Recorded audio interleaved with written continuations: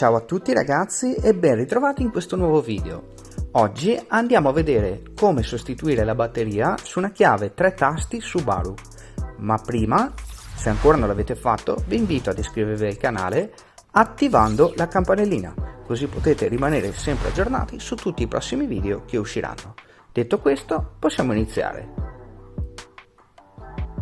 Bene. Come prima cosa andiamo a premere il pulsante che si trova dietro il telecomando, in questo modo. Estraiamo lo spadino e con l'utilizzo dello stesso andiamo a forzare in questo punto, in questo modo.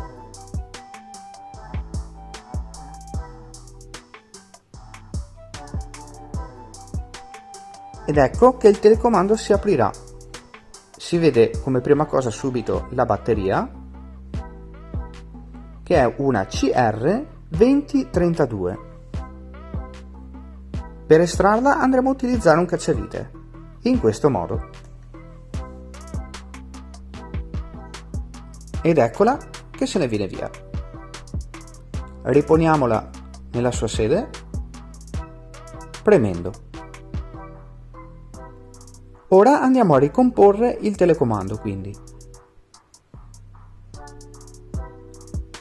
In questo modo andiamo a prendere anche il pulsante, lo andiamo ad inserire prestando attenzione alla molla ed andiamo a richiudere il tutto. Andiamo a premere leggermente e si chiuderà il telecomando. Fatto questo, prendiamo lo spadino e lo possiamo andare a reinserire nella sua sede.